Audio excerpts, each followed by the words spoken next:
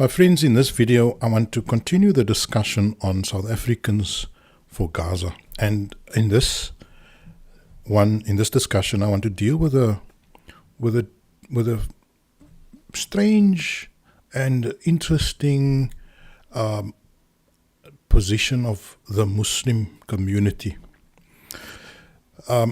And I'm going to refer to the Muslim community of my own country, South Africa, but I think it's very linked or intertwined with the global Muslim community and how they view the war and the resistance against Zionism, both in Israel and globally. Now, it's always been crystal clear over at least maybe something like 35 years who the real anti-Zionist section of the global Muslim community is. We know who are really opposing Israel as a matter of principle. And those countries are Iran, Hezbollah, Syria, it used to be Libya, and I think recently also coming very powerfully to the fore is Yemen.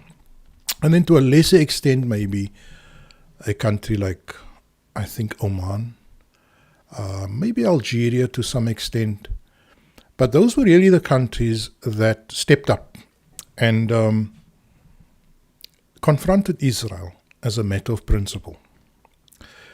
Not as a matter of self-interest or as a matter of, window dressing or image, but as a matter of principle, who actually invested vast amounts of the national treasury.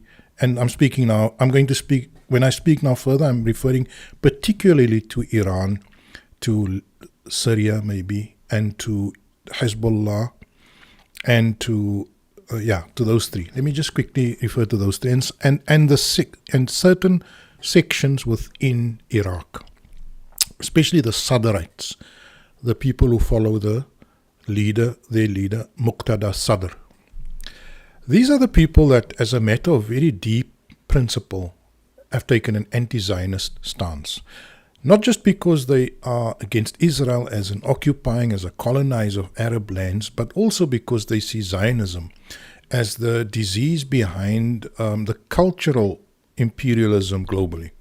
They see the disruption and destruction of traditional values as one of the projects within global Zionism. And they attach or they associate that attack on the deep cultural identity of the Muslim, that attack they associate or they are able to identify global Zionism as being at the root of that attack, albeit that they are using the United States and Western countries like Britain and some and European countries as the launching pad for that cultural imperialism, that project of cultural imperialism in which they are trying to delegitimize all cultures except the paganistic Western, amoral, sexually permissive, perverse culture, right?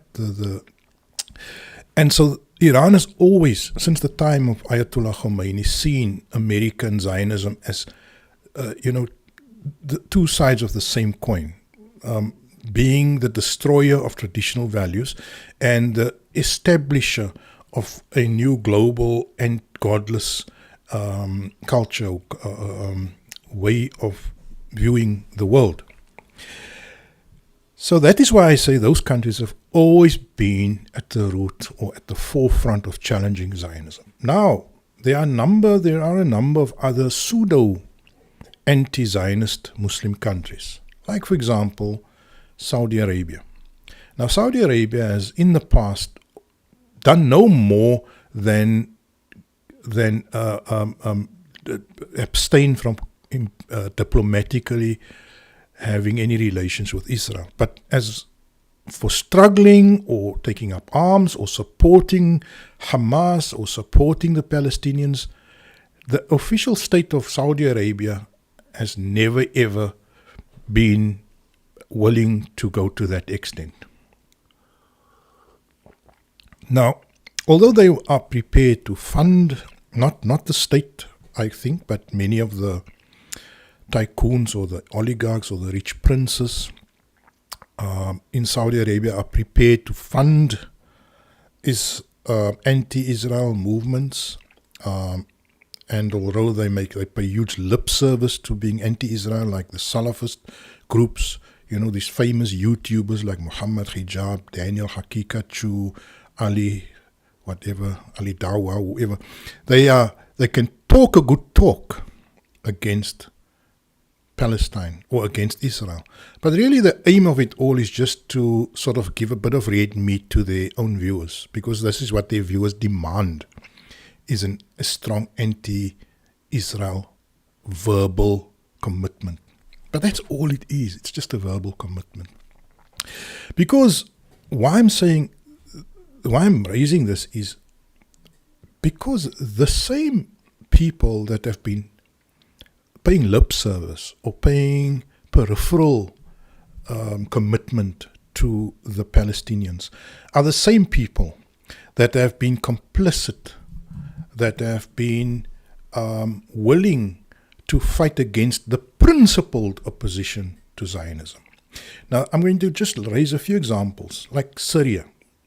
The war on Syria, the infiltration of Syria by Salafist ISIS and by Al-Qaeda, the attempt to bring down the Assad government, has got nothing to do with Assad being an oppressive ruler. Because if that was the basis to that war, then Bahrain should have been overthrown. Then Saudi Arabia should have been overthrown. Then Kuwait is an oppressive power.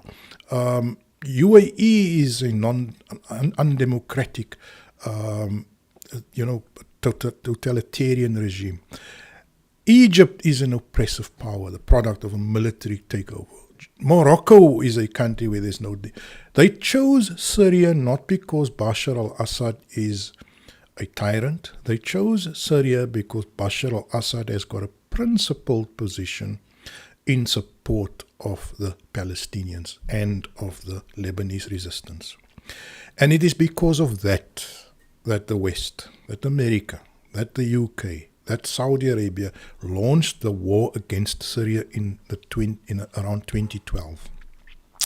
And where they unleashed the dogs of war, the scum of humanity, ISIS and Al-Qaeda, on the innocent people of Syria, in which they used every weapon in their arsenal of propaganda, including the white helmets, the giving of Academy Awards to people, the giving of Nobel Prizes,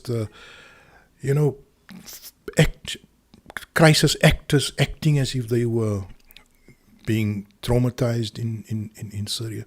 They used every tactic in the book of propaganda against Bashar al-Assad to demonize him. A little of that is visible in Libya, what they did to Muammar al-Gaddafi. And if Bashar al-Assad had been overthrown, you would have another Libya on your hands. A broken rump state that has got no functionality, the people living in a permanent state of chaos, anguish, the life expectancy is halved, fascist people running, warlords running different sections of the country. Fortunately, Syria survived with the help of Russia, with the help of Hezbollah, with the help of Iran. But the principled enemies, the principled opposition to Zionism and to Israel are those countries.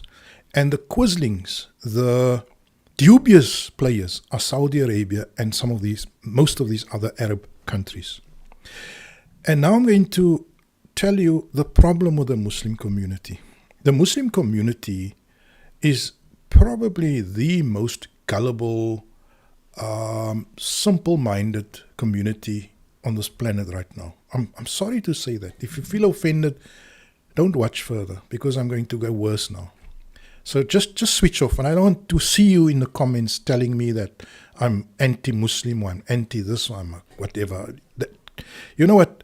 That's fine. You go and watch something else if you don't want to listen to the truth. So the Muslim community is the most gullible community on this planet right now. And when I say the Muslim community, I'm referring to the bulk of them. 60, 70, 80% easy. The exceptions are those Muslims who are thinking for themselves. But sad to say, even the Muslims who have relocated to Texas and to New York and to Washington and to London and to Germany, all of them are unable to shake off the silly brainwashing that they are given in madrasa. And that brainwashing is a bunch of contradictory doctrines and beliefs. First of all, you see, the Muslims' core belief is that his priest is the determiner of what is right and wrong. So it's almost like my priest tells me what is true and I don't have to think about it. I can just accept what my priest tells me. And that is the biggest insult to Islam, to the Qur'an in fact, is to make your priest the adjudicator, the decider, the furqan, the criterion of what is right and wrong. But believe me, people, I know Muslims, I live with them, I grew up with them, I'm one of them. What the imam or what the mufti or what the priest says is true. Never mind what you come and tell me. If my priest tells me the Shia is the enemy, then the Shia is the enemy. I grew up in a small town where I saw that every day. They don't think for themselves. They stopped thinking many centuries ago. It's not just the present generation. It goes back 10, 20 generations of where they stopped to think. What they call it madhab. The word in the Muslim community is madhab. You follow a madhab, which means you follow blindly, you emulate a scholar. Now they have 4 existing of these madhabs, right? Sorry, there's more actually, if you include the Shia and the Zaidi and so on. But obviously for the Sunni, they disregard the Shia. They see the Shia as